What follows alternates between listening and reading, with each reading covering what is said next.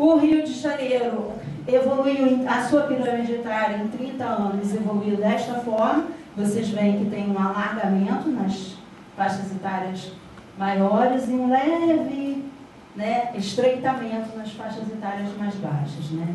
Então, com o envelhecimento da população.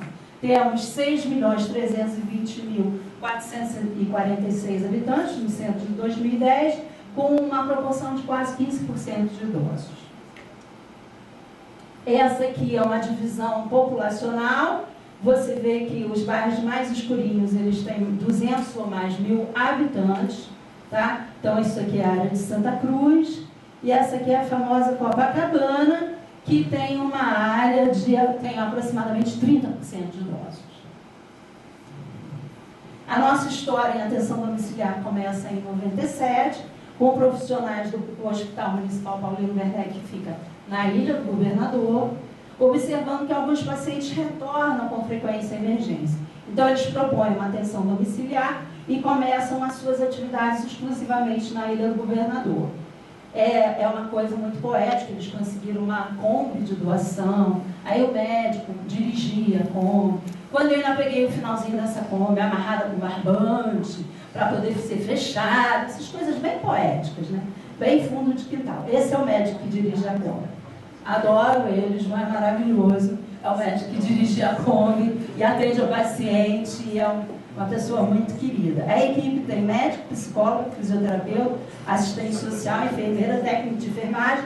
Quando a gente chegou, a gente conseguiu mais um carro, né? E hoje eles têm 2 carros direitos dentro do pool de aluguel de carros da Secretaria. Bom, aí antes da política ministerial de atenção domiciliar, o município começou em agosto de 2010 o programa de atenção domiciliar ao idoso, que tem esse nome por uma questão política mesmo do prefeito, e assim o mantém, tá? Que não tem nada demais, com 6 equipes multiprofissionais de atenção domiciliar e 3 equipes multiprofissionais de apoio nos grandes hospitais de emergência, Miguel Couto, Salgado Filho e Souza Guiar, e juntando aquela do Paulino Werneck, que já existia.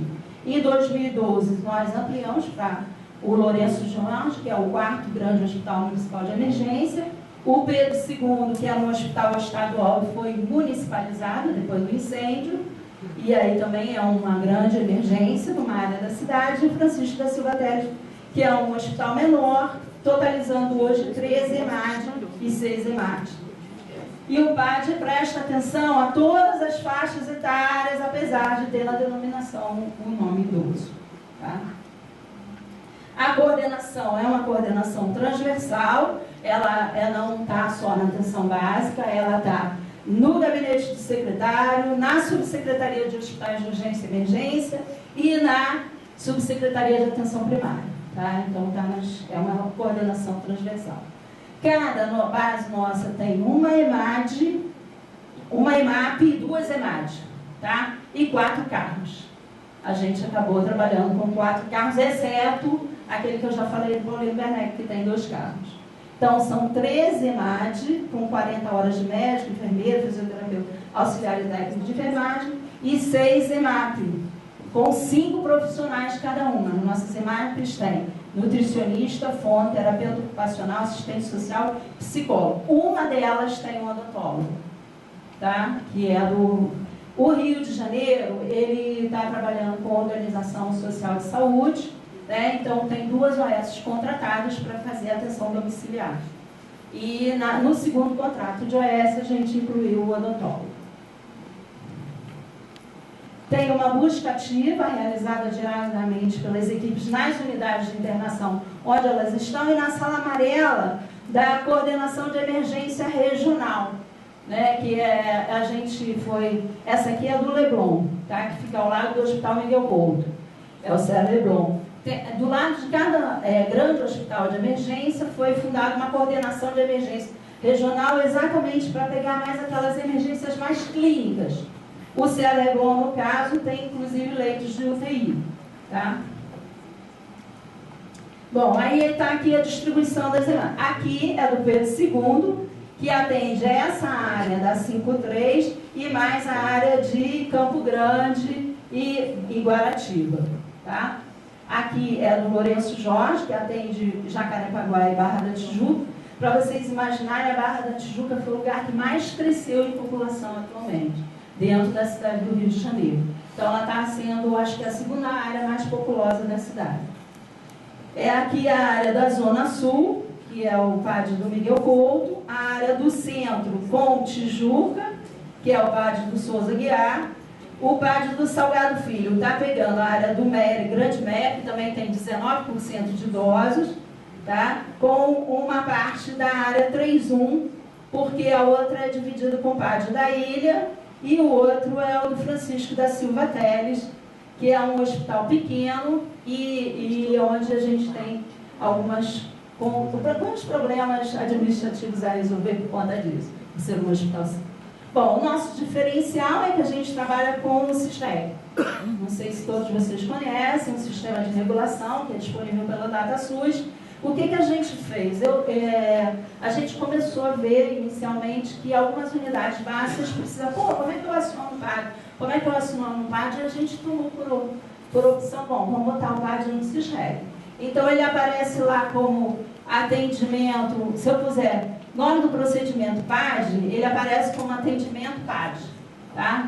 Eu entro no SISREG, peço atendimento PAD, aí ele aparece. E aí eu vou lá e classifico o meu paciente, tá? E digo da onde que eu estou pedindo e para que eu estou pedindo esse atendimento, tá? Então, qualquer unidade básica, a gente tem a questão também dos hospitais federais que pedem atendimento básico, o Hospital Geral de Andaraí, o Hospital Geral de Bom Sucesso, o Hospital de Servidores do Estado, o Hospital da Lagoa, o Hospital de Ipanema, são todos hospitais federais que pedem um atendimento domiciliar via SISREG. No SISREG a gente tem, essa aqui é uma tela da agenda, então foi um paciente que já foi agendado. Deixa eu ver aqui se eu consigo descobrir a data para ele. Não estou conseguindo ler, mas são pacientes que foram agendados agora para o mês de junho mesmo o seu atendimento, aí tem a unidade para a qual ele foi agendado, que neste caso aqui é para o PAD Miguel Couto, tá? Então, o agendamento ele pode não ser territorializado, mas o atendimento assim o é. Se eu agendo para o Miguel Couto, um residente em Santa Cruz, a equipe do Miguel Couto transfere ele para a equipe de Santa Cruz, tá? Porque o atendimento é territorializado. E aqui o próprio PAD, essa é uma outra diferença, o próprio PAD, os pacientes que necessitam de procedimentos que o PAD não faz, ele mesmo solicita o procedimento. Então aqui tem pedido de tomografia, de consulta em psiquiatria, entendeu? De outras especialidades que o PAD não tem, ele pode pedir via SISREG. Bom, a gente faz também uma orientação para cuidadores dos pacientes acompanhados pelo PAD e pela estratégia de saúde da família. Esse acompanhamento, o objetivo é promover os encontros entre os cuidadores de idosos acompanhados pelo PAD e pela estratégia, e assim como participação dos agentes comunitários nesses encontros. Visa orientar quanto ao cuidado do paciente, que é acompanhado pela equipe, e com o próprio cuidador, além disso, promover a construção da rede local, né, mostrando a eles que não são únicos. Os encontros são organizados e executados por cada base do PAD, e o conteúdo é programado por eles também. E a gente tem uma outra coisa que aconteceu no município do Rio de Janeiro? Numa determinada base, veio um pessoal me falar que os filhos estavam brigando entre eles. Entendeu? E aí eu falei, caramba, e agora? O que a gente vai fazer? A gente está na casa do outro, vendo os outros se estapearem, e o que eu faço com esse povo se estapeando?